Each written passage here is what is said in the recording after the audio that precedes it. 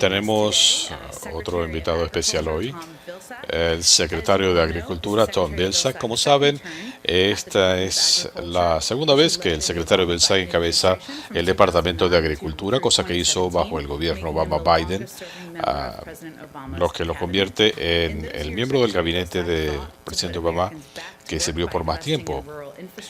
Le está invirtiendo en infraestructura rural, energías renovables y programas de conservación. Bajo su liderazgo, el Departamento de Agricultura incorporó alimentos más nutritivos para los almuerzos escolares y se está ofreciendo almuerzos escolares a precios reducidos para millones de niños. Antes de su más reciente confirmación, sirvió 2 veces como gobernador de Iowa, estuvo en el Senado de Iowa y fue alcalde de Mount Pleasant, Iowa. Los dejo con el secretario, quien responderá algunas preguntas cuando complete sus declaraciones iniciales.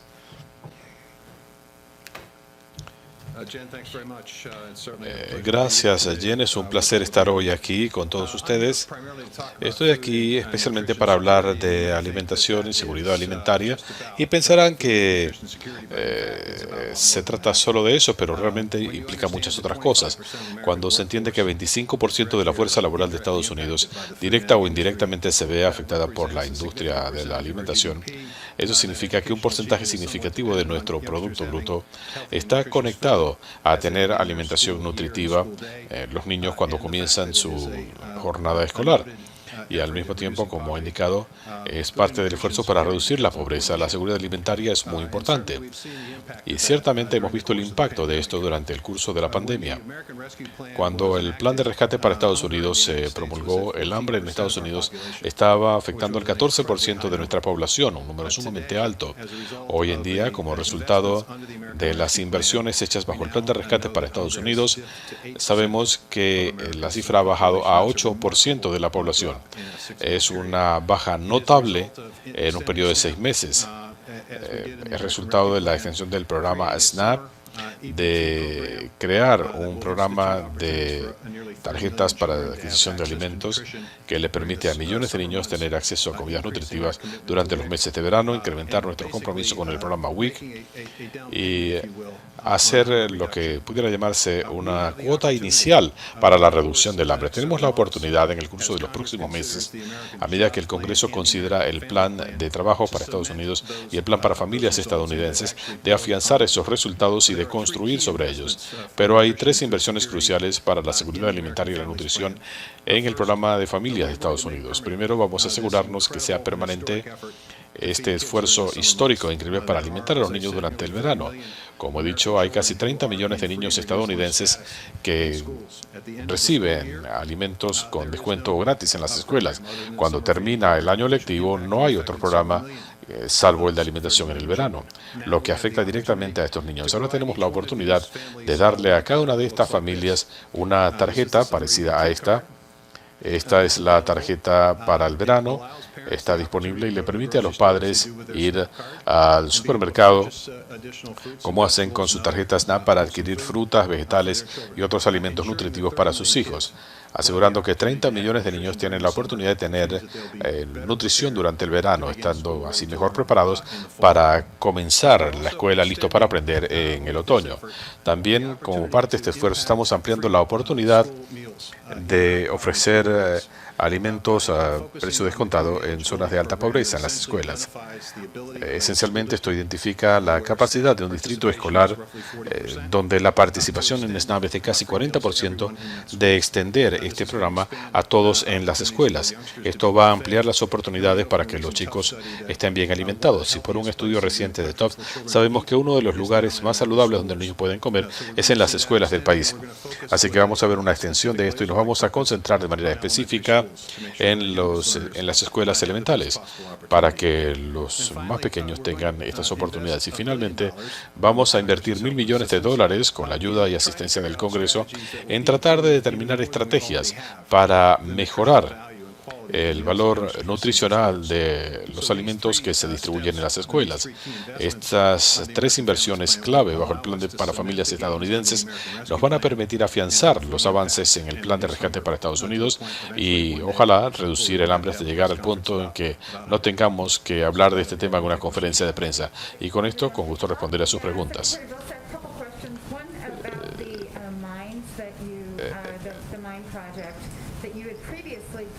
Secretario, en base hablando del programa MIND,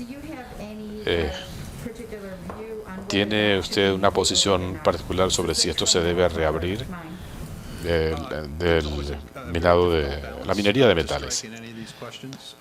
Todas estas preguntas conllevan un balance y ciertamente en este caso hay que sopesar un ambiente natural hermoso, las aguas del Mississippi, algo realmente único. Esto era algo muy importante para el fallecido Walter Mondale, lo sé por experiencia personal. Hablamos muchas veces sobre esto. Eso por un lado. La contraparte son los empleos y las oportunidades económicas. Y creo que el reto es tratar de encontrar un balance. Y eso es lo que tratamos de hacer en el gobierno anterior. Y no veo por qué deba cambiar esta ecuación, tratando de buscar un balance entre proteger un ambiente natural y, por otra parte, buscar maneras de generar desarrollo económico y laboral en las zonas rurales. Y es lo que vamos a tratar de hacer. No se ha tomado una decisión final sobre esto. Esto tendrá que hacerse conjuntamente con el Departamento del Interior, quien también tiene que ver con este tema.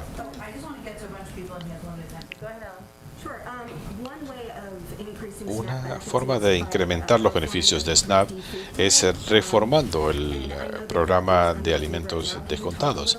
Eso se está revisando en este momento. ¿Puede decirnos de qué se trata esa revisión y cuándo podemos esperar resultados? ¿Y cuándo se pondrán en práctica? Es una pregunta compleja que no se ha revisado en detalle desde hace mucho tiempo. Pensamos que la revisión se completará en el verano y tendremos la oportunidad de hablar sobre esto en el otoño. Y será apropiado porque, como saben, el plan de rescate para Estados Unidos contempla incrementar el programa SNAP en el transcurso de los meses de verano hasta fines de septiembre. Así que es oportuno que revisemos esto. Simplemente voy a decir que los principios bajo los que estamos operando en esta área son: número uno, los beneficios tienen que ser significativos para las familias estadounidenses. Con el plan de rescate para Estados Unidos hemos visto $100 adicionales en capacidad adquisitiva de alimentos para la familia, una familia de 4. Estos beneficios apoyan decenas de miles de empleos en la cadena de suministro de alimentos. También tiene que ser accesible, por eso el plan nos da oportunidades de contemplar las compras en línea para hacerlo más fácil. Tiene que operar con integridad, obviamente, y tenemos que buscar maneras de incentivar el uso de estos fondos de la mejor manera posible, brindando los mayores beneficios nutricionales para las familias estadounidenses. Esa es la meta y así es como vemos el programa.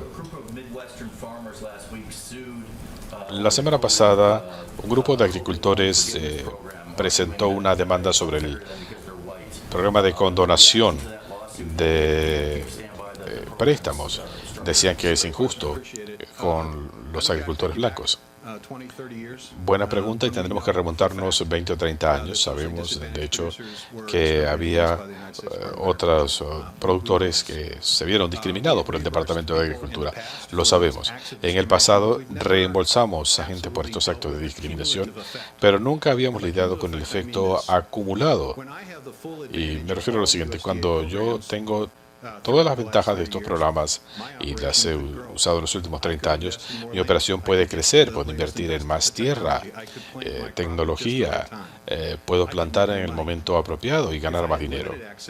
Si tengo acceso limitado o no tengo acceso a estos programas del Departamento de Agricultura, obviamente mi operación se ve significativamente limitada. Así que el plan de rescate de Estados Unidos está concentrándose en resolver los efectos acumulados de esa discriminación para los productores en desventaja social.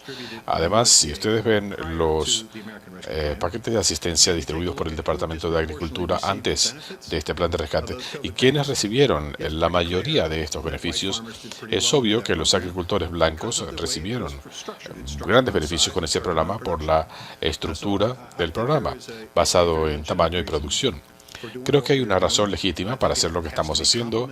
Esto se debe complementar con pasos adicionales contemplados en el plan de rescate, una comisión de equidad para eliminar barreras sistémicas en el departamento y también para analizar cómo podemos crear mejor asistencia técnica, acceso a la tierra, a los mercados para los productores en desventaja social.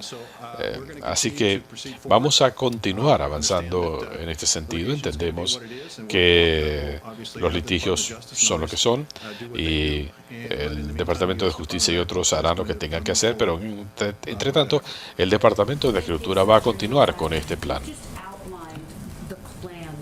Usted acaba de delinear los planes de desembolso durante los meses de verano.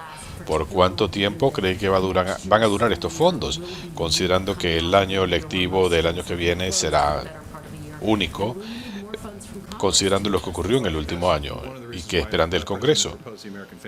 Una de las razones por las que el presidente presentó este plan para las familias es la continuación, y esto nos permite afianzar los avances logrados con el plan de rescate para Estados Unidos. Mientras tanto, estamos trabajando con las escuelas. Entendemos que se enfrentan a mucha incertidumbre para el próximo año lectivo, así que ya hemos decidido que tendremos recursos disponibles para poder ayudar a que tengan almuerzos de bajo costo durante el año escolar, y esto se va a extender hasta fines de junio de 2022. Con la aprobación del plan para las familias, tendremos el programa EBT durante el verano para que nos dé asistencia adicional, y esto le permitirá a los distritos escolares adaptarse a la nueva normalidad. En el entretanto, estamos analizando un programa piloto bajo el plan para las familias para ver maneras de incentivar el valor nutricional de los alimentos, y lo haremos ojalá con la aprobación del plan para las familias, y nos vamos a concentrar en las escuelas secundarias y elementales y al programa de alimentos o almuerzos gratuitos. ¿Qué respuesta han recibido hasta ahora de los agricultores sobre el banco de carbono y necesita este apoyo del Congreso? Ayer estuve en una reunión con el director de la Dirección de Protección Ambiental. Ha hecho un trabajo excelente.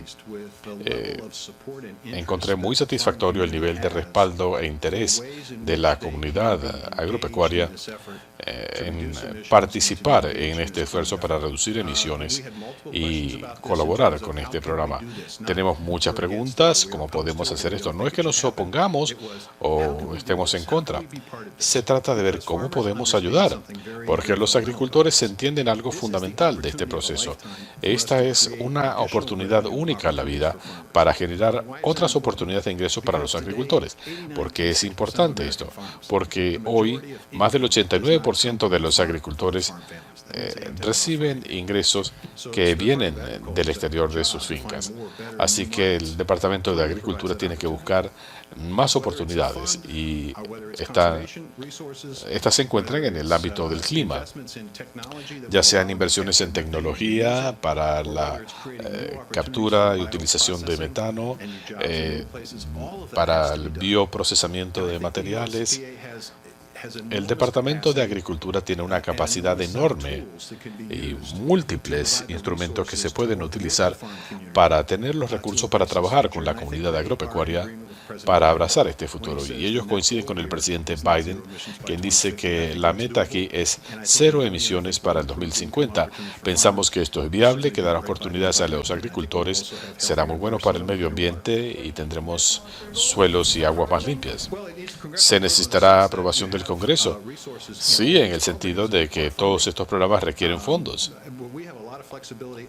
Tenemos mucha flexibilidad ya en el Departamento de Agricultura y vamos a utilizar esa flexibilidad de forma que podamos crear mejores mercados para que los agricultores se puedan beneficiar. Y como siempre, si tienen preguntas adicionales, se las haremos llegar al equipo del secretario. Un gusto tenerlo acá.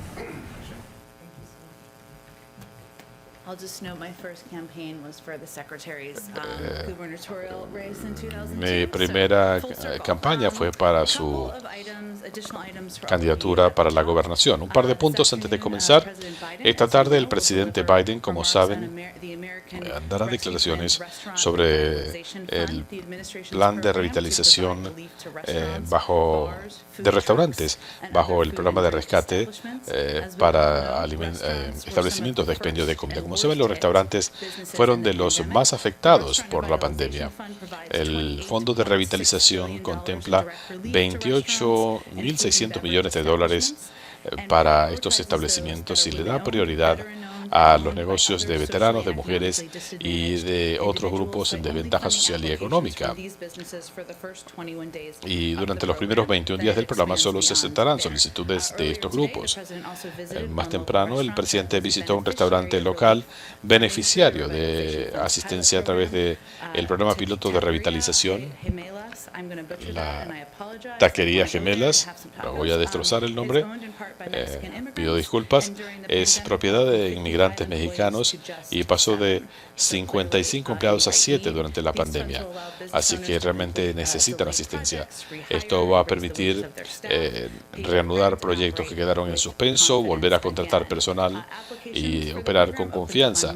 Las solicitudes para el programa se abren el lunes y los primeros 2 días miles de establecimientos en los 50 estados, Washington y 5 territorios solicitaron asistencia. 97.000 solicitudes vinieron de establecimientos elegibles controlados por mujeres, veteranos, individuos en desventaja social o alguna combinación de esto. Más de 61.700 vinieron de negocios que tienen ingresos anuales de menos de $500,000 al año. Y estamos ansiosos por poner en práctica este programa. Y con esto creo que podemos pasar a sus preguntas. El Dr. Fauci reconoció hoy que las recomendaciones de los CDC son muy estrictas, incluso para adultos vacunados, sobre distancia social y demás. Se está una contradicción con lo que ha dicho el Ejecutivo, que los adultos vacunados no tienen que usar mascarillas cuando están en áreas abiertas, en exteriores, y le preocupa al Ejecutivo que no se cumplan estas normas estrictas. Sí, creo que todo el mundo puede esperar que las recomendaciones se van a seguir actualizando y van a seguir cambiando. Siendo una madre yo misma y con mis hijos en campamentos de verano, yo lo recibo con beneplácito. No hay duda de qué es lo que se está tratando de hacer, de brindar asistencia al público estadounidense, a los padres, a las familias, de darles información confiable basada en científicos, en médicos, en estadísticas. Las recomendaciones emitidas la semana pasada no indican que cuando se está en exteriores, en una multitud, no se debe usar mascarilla. Si usted no está en medio de una multitud y está vacunado, no lo necesita. Obviamente, todas estas versiones tienen sus detalles, pero cuando los padres están llevando niños a campamentos de verano, hay miles de niños, de consejeros. Esto no se puede dejar desatendido, pero creo que lo que decía el Dr. Fauci es que van a seguir analizando las estadísticas y van a emitir recomendaciones actualizadas en la medida en que se sientan en confianza de lo que le pueden recomendar al país. En una evaluación del programa de rescate, indicaban que el plan incrementaría el déficit, no haría crecer la economía como lo dice el presidente Biden. hay un riesgo que el presidente a la larga no pueda cumplir sus promesas en el ámbito económico.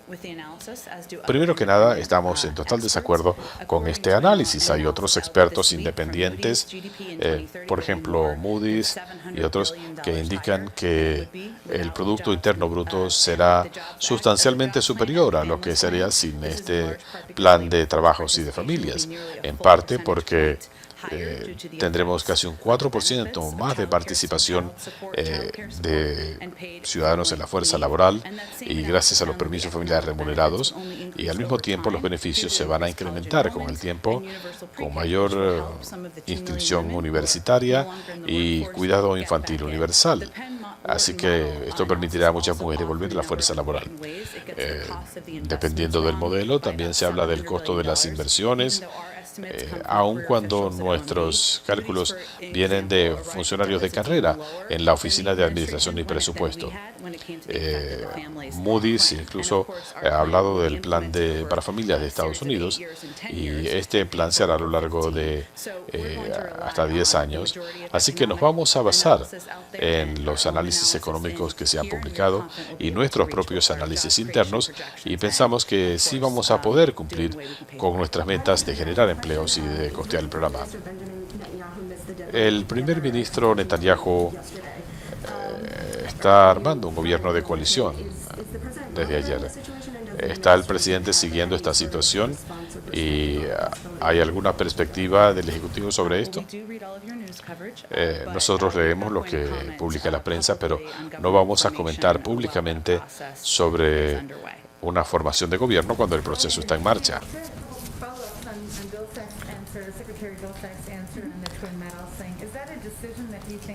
Esta decisión se va a tomar a corto plazo, lo que le hablábamos al secretario Belsac sobre la explotación de metales.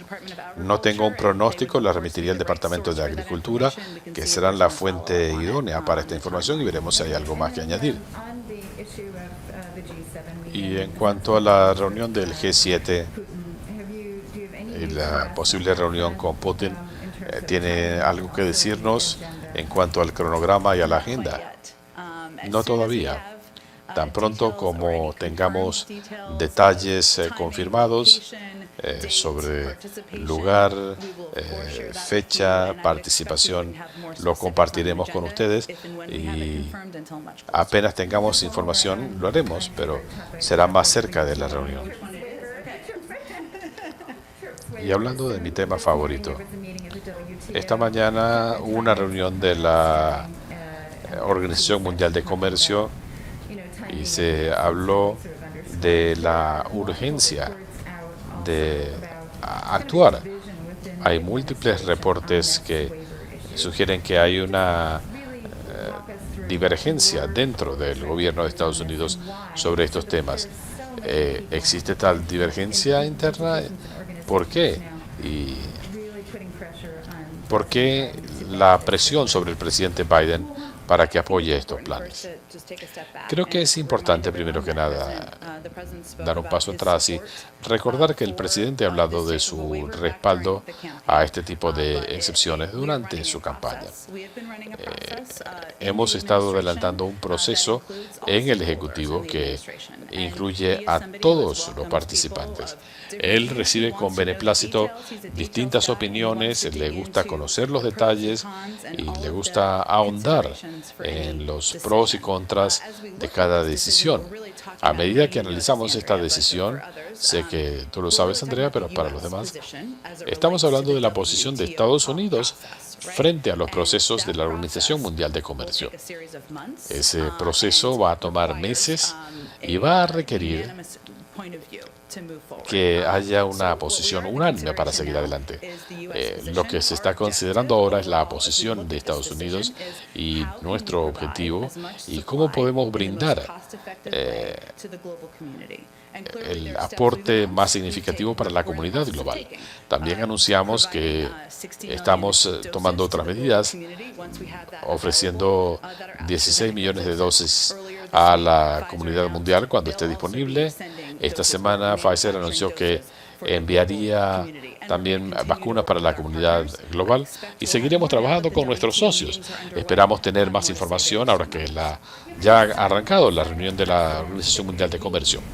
Les preocupa sentar un precedente, aun cuando India y Sudáfrica limiten sus propuestas. Puede confirmar que ese es el entendido de ustedes. Le preocupa que se esté sentando un precedente que pudiera afectar a empresas estadounidenses en el futuro. Bueno, ciertamente estas decisiones se sopesan. Le damos mucha importancia a la propiedad intelectual.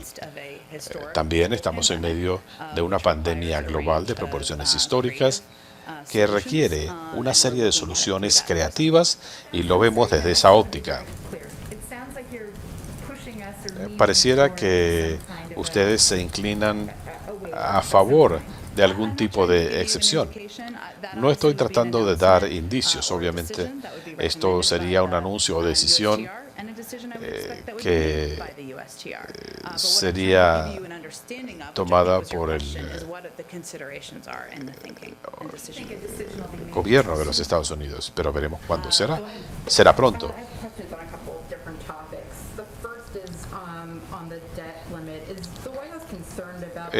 Hay preocupación sobre cómo evitar un cierre del gobierno y por cuánto tiempo podrán apelar a las medidas extraordinarias y cuál es la estrategia de la Casa Blanca para presionar al Congreso para que actúe o dejarán que sea el Departamento de Comercio. Primero que nada, en cuanto a este punto, el incrementar o suspender el límite de deuda no autoriza gasto adicional. A veces la gente se confunde. Esto simplemente permite que el Departamento del Tesoro responda a obligaciones ya aprobadas por el Congreso. Así que esto ha pasado con otros gobiernos. Esperamos que el Congreso actúe de manera oportuna, incrementando los límites de la deuda de manera bipartidista bajo el gobierno anterior, incluyendo el mismo año en que el expresidente aprobó recortes fiscales que le sumaron $3 billones al déficit. Pensamos que esto va a proceder de manera bipartidista. Demócratas y republicanos lo han pedido en el pasado y eso es lo que vamos a estar apoyando. El líder McConnell decía esta mañana que, refiriéndose a problemas dentro de su partido, que estaba 100% concentrado en frenar a este gobierno y hablaba de unidad dentro de su fracción parlamentaria. Les preocupa que sea difícil trabajar con los republicanos teniendo este tipo de declaraciones viniendo de su líder. El contraste a considerar es que el 100% de nuestro enfoque es en brindar asistencia al pueblo estadounidense, controlar la pandemia y poner a la gente de nuevo a trabajar. Y nosotros apoyamos la participación y recibimos con gusto a los republicanos. Las oficinas del presidente están abiertas. Invitó al senador Capito a venir con un grupo que elija para hablar de esto. Obviamente queremos concentrarnos en asistencia al pueblo estadounidense. Esta mañana un juez revirtió la moratoria en desalojos. ¿Cómo afecta esto a los planes del Ejecutivo? Entendemos que eso ocurrió esta mañana. El Departamento de Justicia está revisando la decisión y tendrá más que decir más adelante en el día. Reconocemos la importancia de esta moratoria en desalojos durante la pandemia. Hay 1.600.000 desalojos menos de lo anticipado con esta moratoria. Así que hay un enorme beneficio, pero cualquier decisión ulterior vendrá del Departamento de Justicia y van a escuchar de ellos en el día de hoy. Por lo pronto, Facebook ha decidido mantener al expresidente Trump fuera de su plataforma. El senador Cross decía, si los oligarcas de estas empresas tecnológicas pueden silenciar a un presidente, ¿cómo no van a silenciar al ciudadano común? ¿Cuál es su posición? Déjeme decirle primero que esta es una decisión de una junta independiente. No vamos a comentar sobre el futuro de la plataforma de redes sociales del expresidente. Esa es una decisión de la junta independiente que le ha dado 6 meses a Facebook. La posición del presidente es que estas grandes plataformas tienen una responsabilidad sobre la seguridad y el bienestar de los estadounidenses, de dejar de amplificar contenido no confiable, desinformación, especialmente en lo que concierne a las vacunas del COVID-19 o las elecciones. Y lo hemos visto en los últimos meses. No estoy responsabilizando a nadie en particular, lo hemos visto de distintas fuentes. Él también apoya la protección a la privacidad y el programa antimonopolio. Su posición es que hay que hacer más para asegurar que la desinformación perniciosa no se difunda al público estadounidense. ¿Hay alguna preocupación sobre la primera enmienda? Obviamente nosotros creemos en la primera enmienda. Pensamos que la decisión que tienen que tomar las plataformas de redes sociales es cómo van a encarar el tema de la desinformación, especialmente en lo que concierne a vacunas y otras cosas que están proliferando en sus plataformas. El presidente Biden decía que para el 25 de mayo quería que el Congreso actuara. ¿Y dónde están las negociaciones en este momento? Esto es algo entre miembros del Congreso. Obviamente él tiene confianza en estas conversaciones y en el trabajo que se está haciendo gracias a Karen Bass, al senador Cory Booker, el senador Tim Scott, a quien escuchamos la semana pasada. Obviamente estamos en contacto estrecho con ellos a través de nuestros negociadores. Veremos qué resulta. Bueno, esto pondría la reforma policial detrás de otras prioridades, el plan de rescate y demás. Quiere el presidente que el Congreso resuelva esto primero. El presidente piensa que el Congreso puede y debe manejar diferentes elementos de política al mismo tiempo. Y eso es lo que está ocurriendo en el Capitolio. Esos miembros que tienen posiciones cruciales en estas negociaciones pueden hablar de las conversaciones, la frecuencia, el estatus. Serán participantes importantes, obviamente, en cualquier resultado de este plan, pero esas negociaciones se pueden hacer simultáneamente. ¿Cómo ve él su presidente? Él es quien está pidiendo que se haga esto. Mire, no tengo nada que comentarle sobre conversaciones realizadas, pero múltiples representantes de la familia vinieron aquí la semana pasada para hablar con altos funcionarios de la Casa Blanca. El presidente ha dicho que ya es hora de adoptar medidas de reforma policial que conduzcan a una actuación diferente de los cuerpos policiales en nuestras comunidades. El presidente está planteando este punto, pero las negociaciones son entre miembros del Congreso. Él considera que ese es el lugar apropiado y vamos a seguir usando oportunidades de pedir que esto proceda. Wednesday. Go ahead, Caitlin. Right. Kristen and I also have been dressing a lot lately, so it's fine. Kristen has a very good mask on today. This Kristen. Both of your masks. Go ahead. Bueno, sus mascarillas son muy lindas. Restaurant funds. En cuanto a los fondos para restaurantes, ¿cuándo comenzarán los desembolsos y el presidente le pedirá más fondos al Congreso para esto? Primero que nada, el programa piloto comenzará el viernes. No el programa piloto, sino el programa en sí. Esto tomará unos 14 días desde la solicitud hasta el desembolso. Será muy rápido. Y le van a pedir más fondos al Congreso. Cuando el Congreso regrese, con gusto hablaremos de cómo seguir apoyando a los pequeños negocios, especialmente a restaurantes afectados por la crisis. Y como decía, ya ha habido mucho interés en este programa. Hay muchas necesidades de la comunidad de pequeños negocios, de los restaurantes y en comunidades de todo el país. Así que con gusto hablaremos con el Congreso sobre esto. Y en cuanto a patentes, el presidente ha expresado respaldo para la producción en masa de las vacunas. Así que, para estar claros, ¿esa sigue siendo la posición del presidente? Esa ha sido su posición. Él también considera que tiene que haber un proceso político interno. Por eso la recomendación ha de venir del Departamento de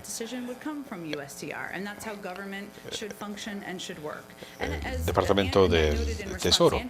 Así que obviamente hay múltiples consideraciones, pero estamos en medio de una pandemia global y nuestro objetivo es tener suministros en las comunidades de la manera más costo efectiva posible. Pero, ¿qué le dijo a su representante? Bueno, ha habido conversaciones dentro de un proceso político. No creo que sus comentarios del verano pasado sean un secreto, pero nuevamente, él piensa que todas las partes deben estar representadas en la mesa, expresando sus perspectivas en favor y en contra, y así se conforman los resultados en su equipo político. Bueno, pero por ejemplo el doctor Fauci hablaba sobre el tema de las vacunas y si esto convendría, sigue siendo su posición la misma, diciendo que él se va a asegurar que las patentes no impidan la producción de vacunas que salven vidas. Esa ha sido su posición, pero el presidente cree en las recomendaciones de sus equipos. Y es un proceso que lleva semanas y pensamos que habrá más que decir muy pronto. También es importante, en base a algo que usted decía, esta es la posición de Estados Unidos. Hay todo un proceso en la Organización Mundial de Comercio que probablemente va a tomar meses. Y así es como funcionan las cosas. Así que esto se toma en consideración. Ayer decía que los CDC estaban trabajando en la reapertura de las escuelas. Aparte de los sindicatos de maestros, ¿quiénes más están participando? No los voy a leer todo, pero con gusto le daré la información después. Pero a manera de ejemplo, mientras encuentro esta larga lista, aquí figura la IMSA, la Escuela de Enfermeras, la Asociación de Gobernadores, Autism Speaks, consejos escolares. Hay múltiples organizaciones y, como decíamos ayer, el objetivo es tener una comprensión más clara de la aplicabilidad del programa y saber cómo se pueden adoptar estas recomendaciones sin perjudicar a las comunidades.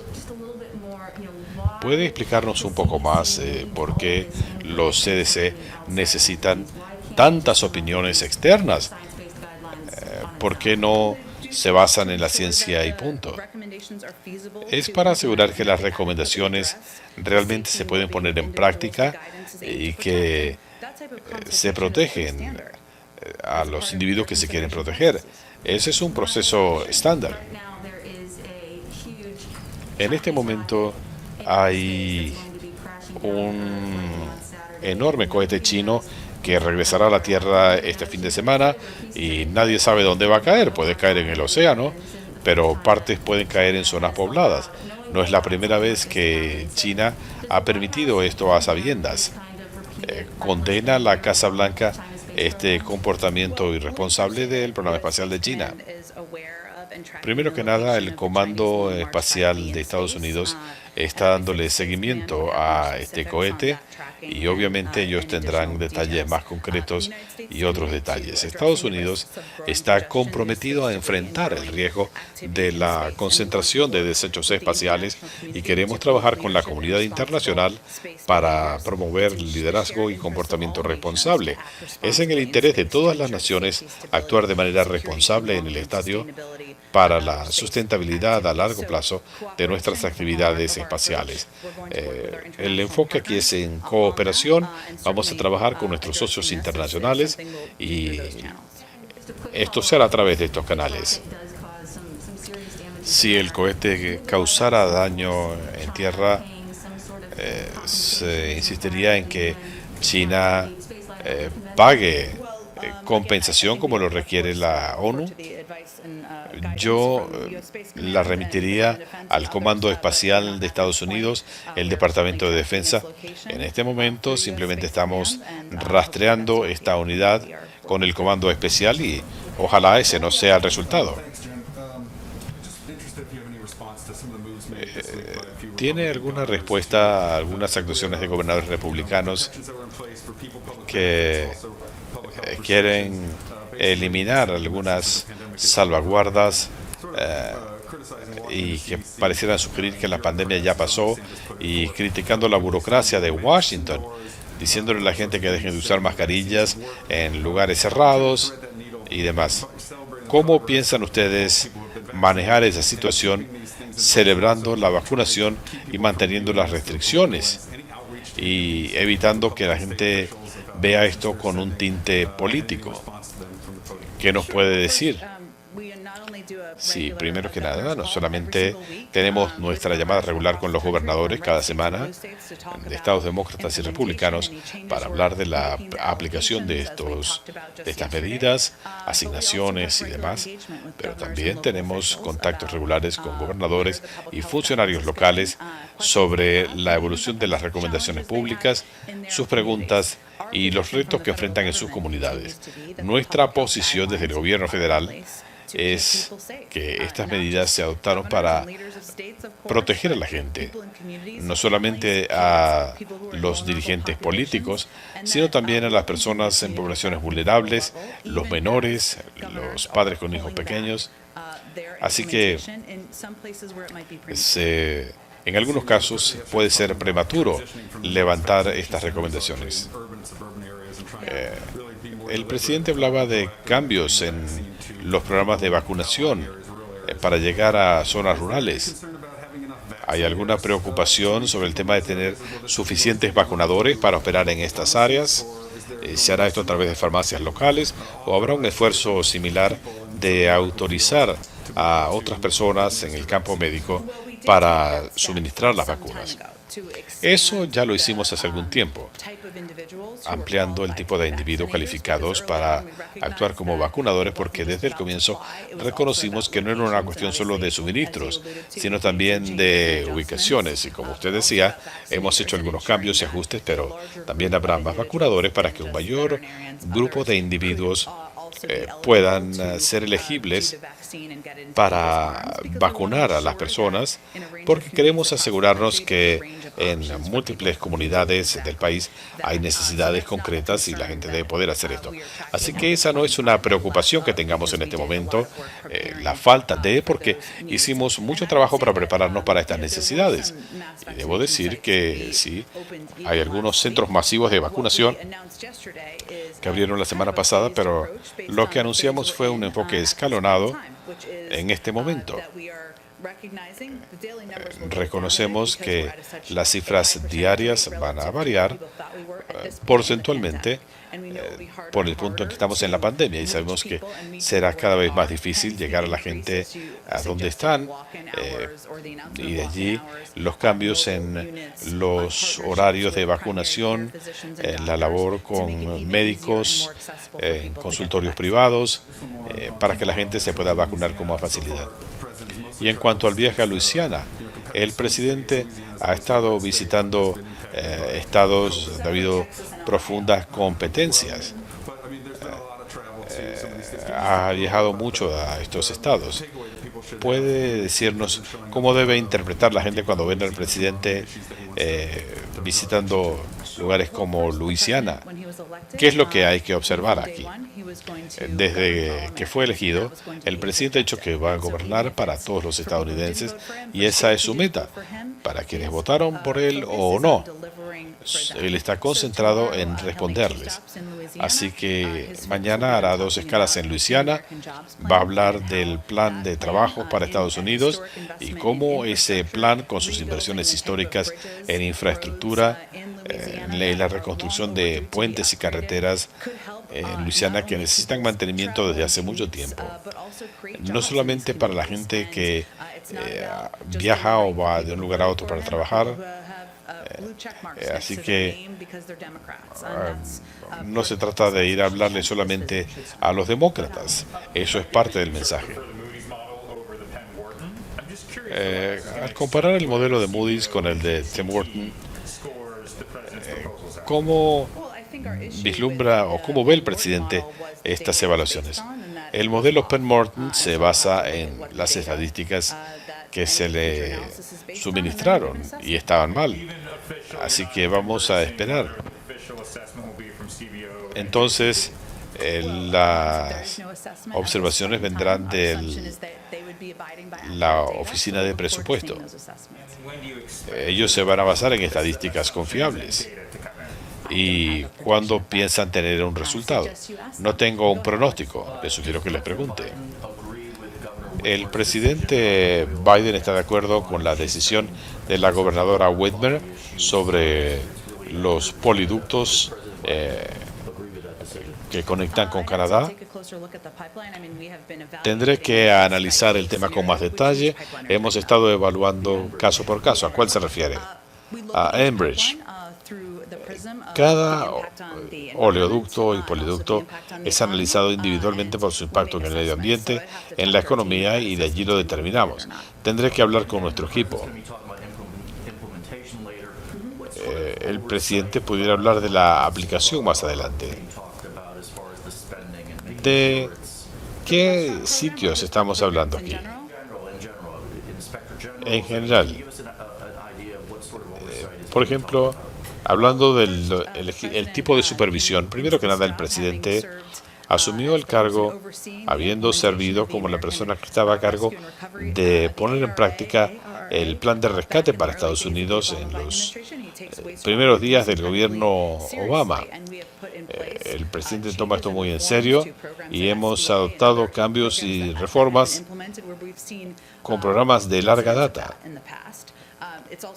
Así que también es una de las razones por las que James Sperling esté supervisando la aplicación del plan de rescate para Estados Unidos para garantizar que haya coordinación en el gobierno, que podamos atender los problemas que surjan, y ciertamente él es alguien quien recibe con beneplácito la supervisión en estos programas. El presidente habló ayer con la secretaria del Tesoro, que hubo que aclarar. La secretaria va a hablar de eso esta tarde. No sé de ninguna llamada ayer. Ella estará aquí y el viernes tendrá su informe regular sobre las situaciones económicas. Hablemos del clima. El presidente dijo en su orden ejecutiva en enero que él quería tener un plan verde en el gobierno federal. Por ejemplo, la adquisición de autos eléctricos. ¿Cuál es el estatus de este plan y por qué la demora? No tengo una actualización. Como sabe, él habló de esto al comienzo de su gobierno. Está comprometido con esto, pero con gusto voy a revisar con el equipo para ver qué le podemos decir en este sentido. El gobierno Biden tiene plazos en este momento para indultos y conmutación de penas. No tengo nada que decirles en este momento y probablemente no será desde aquí. El alcalde de Los Ángeles, Garcetti, estaba considerando asistencia a la India u otros países. Mire, no tengo anuncios de personal que hacer desde acá, pero ojalá podamos hacer más anuncios pronto. Y las Olimpiadas de Tokio están a solo semanas. ¿Cuándo tiene el presidente que decidir sobre su asistencia o no? ¿Y qué factores están demorando el anuncio? El presidente y su equipo evalúan las invitaciones a medida que llegan, pero 12 semanas es bastante tiempo. No tengo un pronóstico en este sentido sobre si va a viajar o aceptar la invitación de asistir a los Juegos Olímpicos. Dos preguntas. En cuanto a los estadios que se les está permitiendo concentrar a espectadores vacunados en secciones especiales de los estadios. ¿Le parece al presidente que esto es apropiado, que los equipos deportivos y otros grupos se hagan cargo de esto?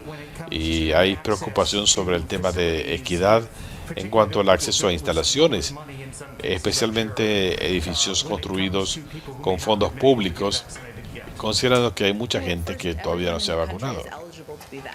Primero que nada, todos en el país son elegibles para vacunarse en este momento, así que, como hemos indicado, hemos tomado una serie de medidas para que podamos llevar a la gente a vacunarse en el país. En cuanto a una evaluación de la seguridad con los equipos deportivos, tengo que hablar con nuestro equipo del COVID sobre esto. Creo que es poco probable que nos vayamos a inmiscuir en cada decisión del sector privado y a quien más, pero voy a verificar con ellos sobre esto. Y si puedo darle seguimiento a otra pregunta sobre el límite de la deuda. El presidente tiene una opinión formada sobre si debe haber un límite de endeudamiento, siendo que cada 2 años revisamos esta pregunta, se habla de medidas extraordinarias, el tiempo que tenemos, y a fin de cuentas hay que adoptarlo, habrá una calamidad económica. El presidente está considerando si debe haber este límite. Mire, incrementar el límite no autoriza gasto adicional, solo le permite al Departamento del Tesoro cumplir con obligaciones ya aprobadas por el Congreso. Así ha sido durante años y ha habido votos bipartidistas de respaldo. El presidente opina que el Departamento del Tesoro debe poder cumplir con sus obligaciones y que el Congreso debe actuar de manera bipartidista, como lo ha hecho en el pasado, incluyendo 3 veces en el gobierno anterior. En cuanto al G7, ¿puede decirnos algo respecto a si el presidente se va a reunir con la reina? Y el presidente o la primera dama han tenido contactos recientes. No tengo más detalles de quienes más quieren ver a la reina. Esperamos que cuando estemos más cerca del viaje tendremos detalles específicos, pero por ahora no tengo anuncios sobre conversaciones con el príncipe Enrique o Meghan Markle o conversaciones con el presidente o la primera dama. ¿Algún anuncio sobre el embajador en Estados Unidos? No tengo un cronograma. No hay nombres circulando. Esperamos tener más embajadores pronto. Cuando dice pronto, ¿antes o después de las Olimpiadas? Bueno, lo que puedo decirles es que se mantengan alertas, así que ya veremos. Gracias a todos.